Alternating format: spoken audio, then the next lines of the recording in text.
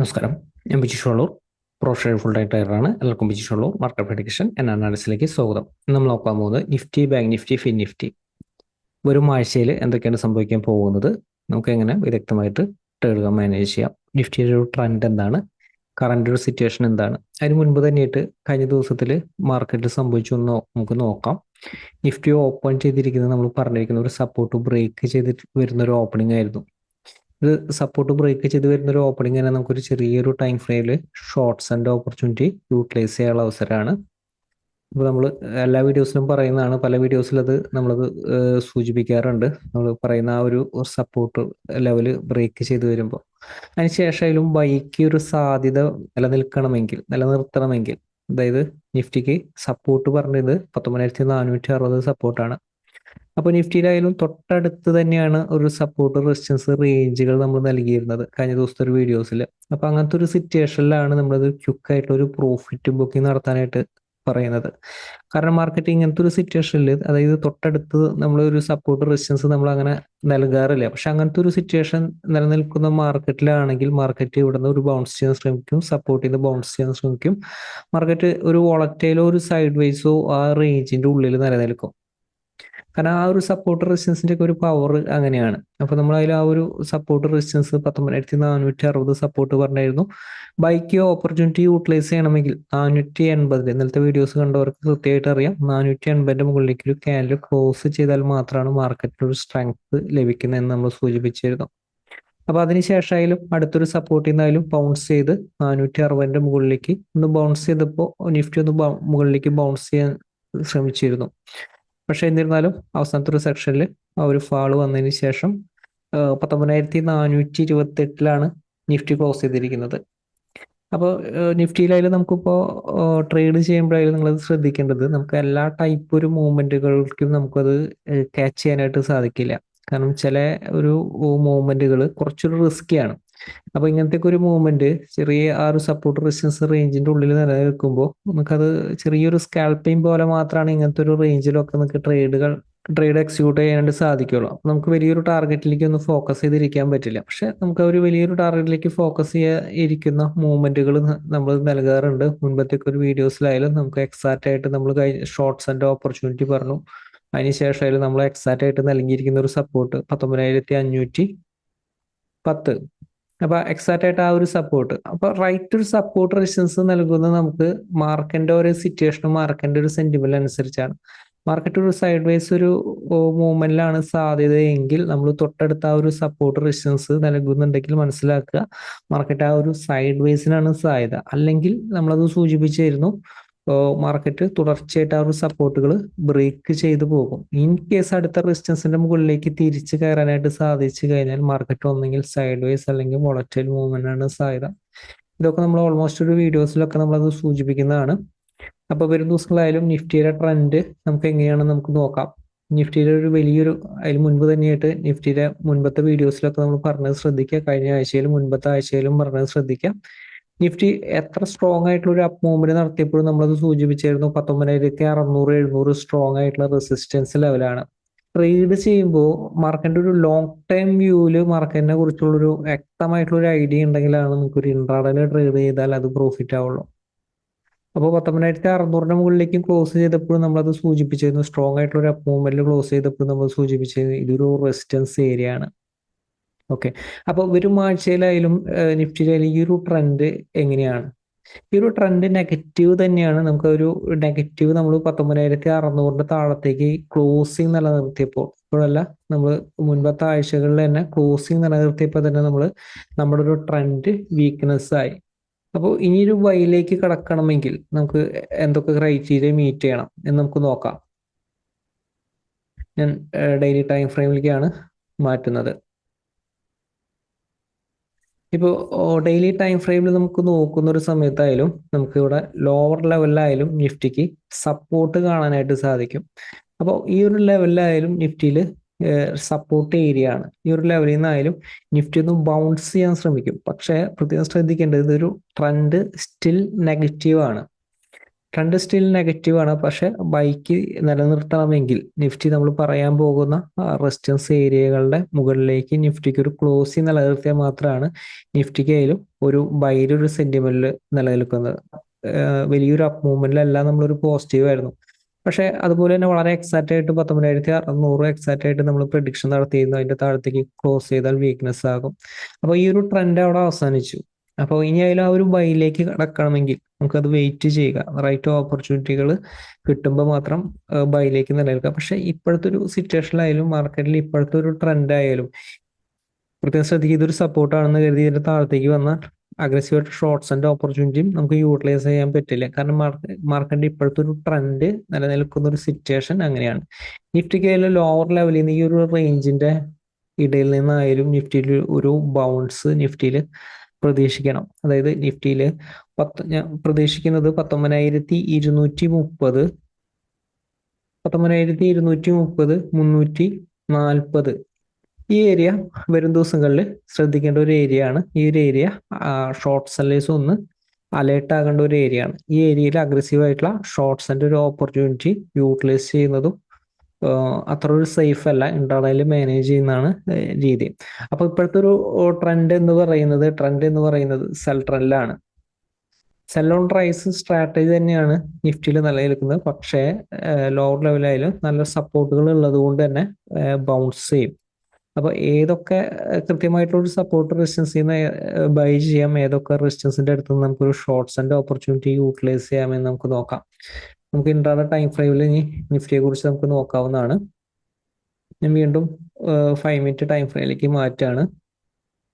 നിഫ്റ്റിയിലും 300 റേഞ്ചിന്റെ അടുത്ത് നിന്ന് നിഫ്റ്റി ചിലപ്പോൾ ഒരു ബൗൺസ് ചെയ്യാനായിട്ട് ശ്രമിച്ചേക്കും. നിഫ്റ്റിക്ക് ഹയർ ലെവലിലേക്ക് 19,500 അടുത്ത് എത്തുമ്പോഴേക്കും നിഫ്റ്റിക്ക് സ്ട്രോങ് ആയിട്ട് റെസിസ്റ്റൻസ് ലെവലാണ്. നമ്മൾ 19,600, 700 മുൻപത്തെ ആഴ്ചയിൽ പറഞ്ഞിരുന്നെങ്കിൽ വരും ആഴ്ചയിൽ 19,500, 600 ഈ ഒരു റേഞ്ചിന്റെ ഇടയിൽ സ്ട്രോങ് ആയിട്ടുള്ള റെസിസ്റ്റൻസ് ആണ്.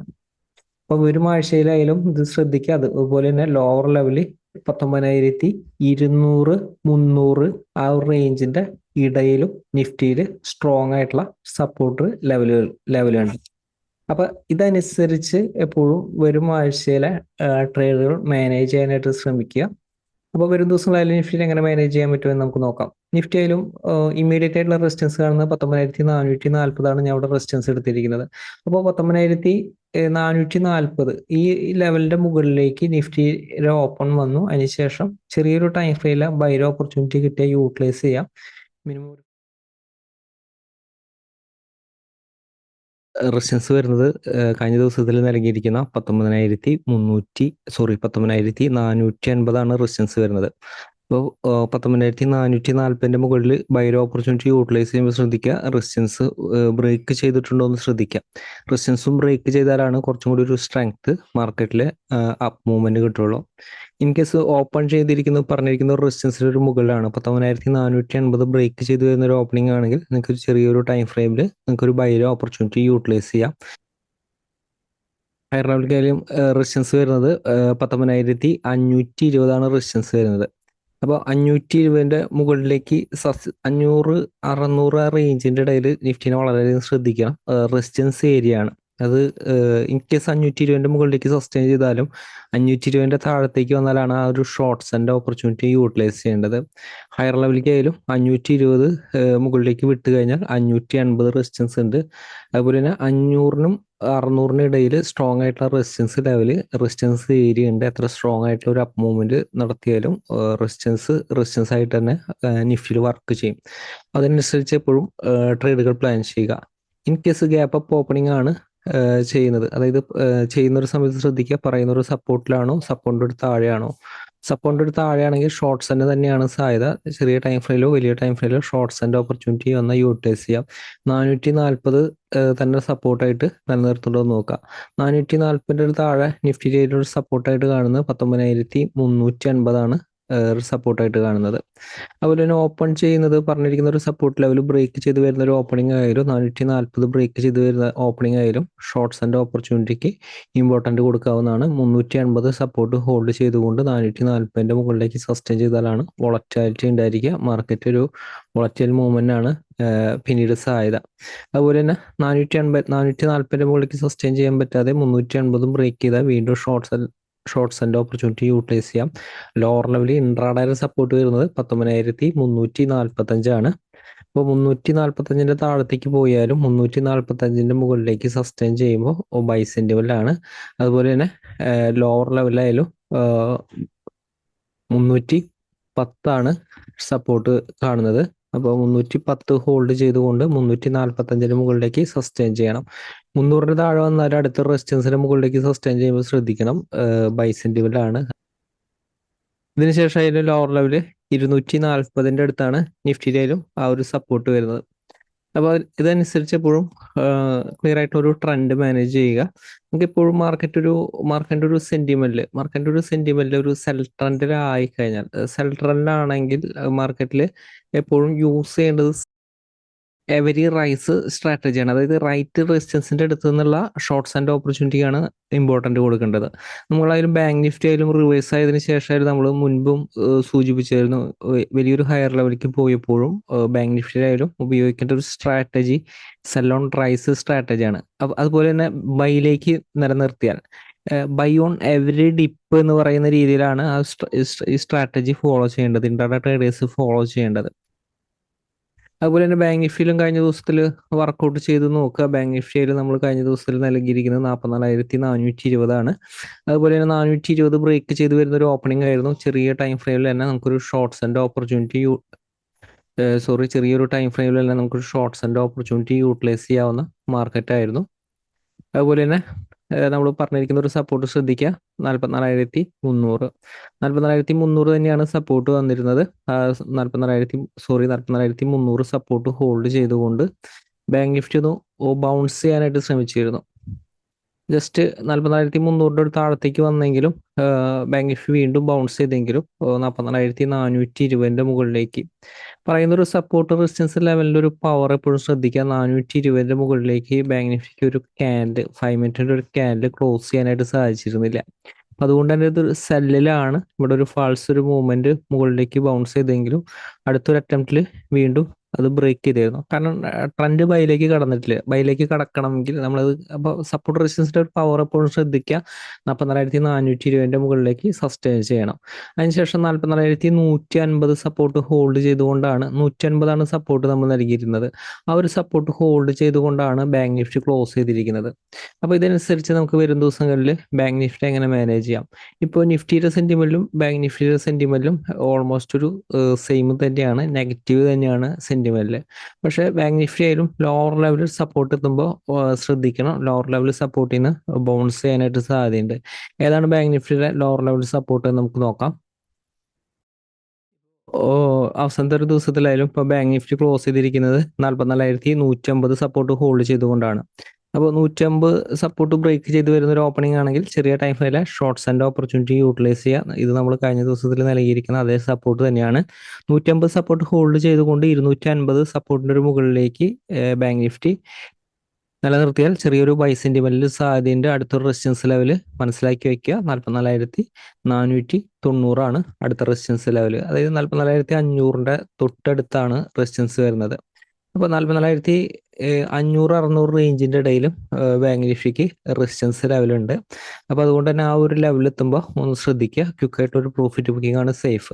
ഇൻ കേസ് വലിയൊരു ഗ്യാപ്പ് അപ്പ് ഓപ്പൺ ചെയ്തു, ഈ ഒരു ലെവലിലൊക്കെയാണ് ഓപ്പൺ ചെയ്യുന്നത്, ഇൻ കേസ് ബാങ്ക് നിഫ്റ്റി ഒരു ബൗൺസ് ചെയ്താൽ 44,500 അടുത്താണ് റെസിസ്റ്റൻസ് വരുന്നത്. ഇൻ കേസ് 500 മുകളിലേക്ക് പോയാലും ഒരു 10 പോയിന്റ് ഒരു താഴെ ക്ലോസ് ചെയ്യുമ്പോൾ, അതായത് 44,490 താഴത്തേക്ക് ക്ലോസ് ചെയ്യുമ്പോൾ മാത്രം ഷോർട്ട് സെൽ ആക്റ്റീവ് ആവുക. അതുപോലെ തന്നെ 44,600 ഹയർ ലെവലിലേക്ക് റെസിസ്റ്റൻസ് ലെവലാണ്. അപ്പോൾ ബാങ്ക് നിഫ്റ്റി ആയാലും ഹയർ ലെവലിലേക്ക് റെസിസ്റ്റൻസ് ലെവലുകളുണ്ട്. അതുപോലെ തന്നെ ബാങ്ക് നിഫ്റ്റി ആയാലും ഈ ഒരു സപ്പോർട്ട് ബ്രേക്ക് ചെയ്ത് വരുന്ന ഒരു ഓപ്പണിംഗ് ആണെങ്കിൽ നമുക്ക് പറയുന്ന പോലെ തന്നെ ചെറിയ ടൈം ഫ്രെയിമിലെ ഷോർട്ട്സ് ആൻഡ് ഓപ്പർച്യൂണിറ്റി യൂട്ടിലൈസ് ചെയ്യാം. പക്ഷേ ബാങ്ക് നിഫ്റ്റിയുടെ കേസിലായാലും നമുക്കൊരു ലോവർ ലെവൽ വരുന്നൊരു സമയത്തായാലും പ്രത്യേകം ശ്രദ്ധിക്കണം. ലോവർ ലെവലായാലും 44,000 താഴെയാണ് ബാങ്ക് നിഫ്റ്റിയുടെ സപ്പോർട്ടുകൾ വരുന്നത്. അപ്പോൾ ഈ ഒരു ഏരിയ നമ്മൾ നിഫ്റ്റിയിൽ പറഞ്ഞിരിക്കുന്ന പോലെ തന്നെ 43,900 അടുത്ത് സ്ട്രോങ് ആയിട്ടുള്ള സപ്പോർട്ട് ലെവലാണ് വരുന്നത്. അപ്പോൾ ഇൻ കേസ് 43,900 താഴത്തേക്ക് നിലനിർത്തിയാലും വീണ്ടും 43,930 മുകളിലേക്ക് സസ്റ്റെയിൻ ചെയ്യുമ്പോൾ ബൈ സെന്റിമെന്റിലാണ്. ഈ ഒരു ലെവലിൽ അഗ്രസീവ് ആയിട്ടുള്ള ഷോർട്ട്സ് ആൻഡ് ഓപ്പർച്യൂണിറ്റി യൂട്ടിലൈസ് ചെയ്യാതിരിക്കുക. നിഫ്റ്റിയിലായാലും നമ്മൾ പറഞ്ഞിരിക്കുന്ന ഒരു ലെവലിലൊന്നും അഗ്രസീവ് ആയിട്ടുള്ള ഇൻട്രാഡേയിൽ റൈറ്റ് ഓപ്പർച്യൂണിറ്റി കിട്ടിയ ചെറിയൊരു ക്വാണ്ടിറ്റിയിൽ യൂട്ടിലൈസ് ചെയ്യുക. പക്ഷേ വലിയൊരു രീതിയിലുള്ള മാർക്കറ്റിന്റെ ഒരു സെന്റിമെന്റിൽ കണ്ടുകൊണ്ട് വലിയ രീതിയിലുള്ള ഷോർട്ട്സ് ആൻഡ് ഓപ്പർച്യൂണിറ്റി യൂട്ടിലൈസ് ചെയ്യാതിരിക്കുക. കാരണം ഈ ഒരു ഏരിയയിൽ നിന്ന് ക്വിക്ക് ബൗൺസിന് സാധ്യതയുള്ള ഒരു ഏരിയ ആണ് വരുന്നത്. പക്ഷെ അത് നമുക്ക് ലോങ് ടൈമിൽ സസ്റ്റെയിൻ ചെയ്ത് നിലനിൽക്കുമോ എന്ന് നമുക്ക് പറയാനായിട്ട് സാധിക്കില്ല. പക്ഷെ ഇൻട്രാഡേയിൽ നമുക്ക് നമ്മുടെ ഒരു പൊസിഷൻ സേഫ് ആകാനായിട്ട് ഇതേ രീതിയിലുള്ള ഒരു ട്രേഡിംഗ് രീതി അപ്രോച്ച് ചെയ്യുക. അതുപോലെ തന്നെ ഇപ്പൊ നമ്മൾ ഫിൻ നിഫ്റ്റിയുടെ കേസിലായാലും നമ്മളൊരു മുൻപത്തെ ഒരു ദിവസങ്ങളിലൊക്കെ നമ്മളത് സൂചിപ്പിച്ചിരുന്നതാണ്. ഫിൻ നിഫ്റ്റി ആയാലും സെൽട്രലിലാണ് കയ്യിലുള്ള ഒരു പൊസിഷൻസ് എക്സിറ്റ് ചെയ്യാനുള്ള ഒരു അവസരമാണ്. മുകളിലേക്ക് റൈസ് ചെയ്യുമ്പോൾ നമ്മളൊരു സ്റ്റോക്കിന്റെ കേസിലൊക്കെ നമ്മളത് പറഞ്ഞായിരുന്നു. നമുക്ക് കൈവശമുള്ള ഒരു സ്റ്റോക്കുകളായാലും ഇപ്പോൾ റിവേഴ്സ് ആയിട്ടുള്ള ഇൻഡെക്സുകൾ നമ്മൾ മുൻപ് 2 ആഴ്ച മുൻപ് തന്നെ അത് സൂചിപ്പിച്ചായിരുന്നു. അപ്പോൾ കൈവശമുള്ള ഒരു സ്റ്റോക്കുകളായാലും എക്സിറ്റ് ചെയ്യാനുള്ള ഒരു അവസരമാണ് അതായത് ഒരു ബൗൺസ് വരുന്നത് കൈവശമുള്ള സ്റ്റോക്കുകൾ എക്സിറ്റ് ചെയ്യാനുള്ള ഒരു അവസരമാണ്. കാരണം മാർക്കറ്റ് നെഗറ്റീവിലായി കഴിഞ്ഞാൽ വൺസ് ഇത് നെഗറ്റീവിലായി കഴിഞ്ഞാൽ സെൽ ഓൺ റൈസ് സ്ട്രാറ്റജിയാണ് ഇത് വർക്കൗട്ട് ചെയ്യുക. അതായത് ഓരോ ഹയർ ലെവലിലേക്ക് പോകുമ്പോഴും ഷോർട്ട് സെൽ ആക്റ്റീവ് ആവും. പക്ഷെ ഫിൻ നിഫ്റ്റി ആയാലും ഇനി ലോവർ ലെവലിലേക്ക് വരുമ്പോൾ ഒന്ന് ശ്രദ്ധിക്കേണ്ട ഏരിയ ആയി തുടങ്ങി. അതുപോലെ തന്നെ ഫിൻ നിഫ്റ്റിയുടെ കേസായാലും നമ്മളൊരു ഫിൻ നിഫ്റ്റിയുടെ എക്സാക്റ്റ് ആയിട്ട് ആ ഒരു റിവേഴ്സലൊക്കെ നമ്മൾ എക്സാക്റ്റ് ആയിട്ട് മാർക്കറ്റിൽ പ്രഡിക്ഷൻ നടത്തിയിരുന്നു. അപ്പോൾ കൃത്യമായിട്ട് ആ ഒരു സപ്പോർട്ട് റെസിസ്റ്റൻസ് പറയുന്ന ഒരു ട്രെൻഡ് അനലൈസ് ചെയ്ത് ട്രേഡ് ചെയ്താൽ ഓൾമോസ്റ്റ് ഒരു ദിവസങ്ങളിൽ നമുക്ക് ആ ഒരു ട്രെൻഡിൽ നിലനിർത്താനായിട്ട് സാധിക്കും. മാർക്കറ്റിലെ ഒരു വലിയൊരു മൊമെന്റം താഴത്തേക്കായാലും മുകളിലേക്കായാലും ആ ഒരു വലിയൊരു മൊമെന്റം ഒക്കെ മാർക്കറ്റിൽ നിന്ന് ക്യാച്ച് ചെയ്യാനായിട്ട് സാധിക്കും. ഷോർട്ട് സെല്ലേഴ്സ് ഒന്ന് ശ്രദ്ധിക്കുക. 19,500, 300 ഈ ഒരു റേഞ്ച് എത്തുന്ന ഒരു സമയത്ത് ഫിൻ നിഫ്റ്റിനെ ശ്രദ്ധിക്കണം. ഫിൻ നിഫ്റ്റിയുടെ ലെവലിൽ നിന്ന് ഒരു ബൗൺസ് നടത്താനായിട്ടുള്ളൊരു സാധ്യമായിട്ടുള്ള ഒരു ഏരിയ ആണ്. ഇൻ കേസ് 500 താഴത്തേക്ക് വന്നാലും 500 മുകളിലേക്ക് സസ്റ്റെയിൻ ചെയ്യുക. അതായത് 19,500 താഴത്തേക്ക് വന്നാലും 500 മുകളിലേക്ക് സസ്റ്റെയിൻ ചെയ്യുമ്പോൾ ഇൻട്രാഡേയിൽ ഒരു ബൈ സെന്റിമെന്റിൽ ബൈയുടെ ഒരു മൂവ്മെന്റ് കാണിക്കും. അപ്പോൾ അതുകൊണ്ട് ഈ ഒരു ലെവലിൽ എത്തുമ്പോൾ അഗ്രസീവ് ആയിട്ടുള്ള ഒരു പൊസിഷൻ ഹോൾഡിങ്ങിൽ പെട്ടുപോകരുത്. ഷോർട്ട്സ് ആൻഡ് പൊസിഷൻസ് അതുപോലെ തന്നെ വരും ദിവസങ്ങളിലായാലും എങ്ങനെ മാനേജ് ചെയ്യണമെന്ന് നമുക്ക് നോക്കാം. 780 റെസിസ്റ്റൻസ് കാണുന്നത്. അപ്പോൾ 780 താഴെയുള്ള ഒരു ഓപ്പണിംഗ് ഒക്കെ ഷോർട്ട് സെല്ലിനാണ് സാധ്യത. അതായത് ഇതിൻ്റെ ഒരു താഴെയാണ് ഓപ്പൺ ചെയ്യുന്നതെങ്കിൽ ചെറിയ ടൈം ഫ്രെയിമിലെ ഷോർട്ട് സെല്ലിൻ്റെ ഓപ്പർച്യൂണിറ്റി വന്നാൽ യൂട്ടിലൈസ് ചെയ്യാം. ഇൻ കേസ് ഒരു ഗ്രീൻ കല്ല് കാണുന്ന ഒരു സമയത്ത് ക്വിക്കായിട്ടുള്ള ഒരു പ്രോഫിറ്റ് ബുക്കിംഗ് നടത്താൻ ശ്രദ്ധിക്കുക. അല്ലെങ്കിൽ അടുത്തൊരു സപ്പോർട്ട് വരുന്നത് 500 അടുത്താണ് സപ്പോർട്ട് വരുന്നത്. അപ്പോൾ ഈ ഒരു സപ്പോർട്ട് ഹോൾഡ് ചെയ്യുമ്പോൾ ക്വിക്കായിട്ട് പ്രോഫിറ്റ് ബുക്കിംഗ് നടത്തുക. ഇൻ കേസ് ഓപ്പൺ ചെയ്യുന്നത് 19,780 മുകളിലാണെങ്കിൽ ബൈര ഓപ്പർച്യൂണിറ്റിക്കാണ് കൂടുതൽ സാധ്യത. 780 ഹോൾഡ് ചെയ്തുകൊണ്ട് 830 മുകളിലേക്ക് സസ്റ്റെയിൻ ചെയ്ത് കഴിഞ്ഞാൽ ഇൻട്രാഡേയിൽ ബൈര ഓപ്പർച്യൂണിറ്റി യൂട്ടിലൈസ് ചെയ്യാം. 19,880 റെസിസ്റ്റൻസിന്റെ അടുത്തേക്ക് എത്തും. അതുപോലെ തന്നെ ഓപ്പൺ ചെയ്ത് 19,830 റെസിസ്റ്റൻസിന് മുകളിലാണെങ്കിൽ ബൈക്കാണ് കൂടുതൽ സാധ്യത.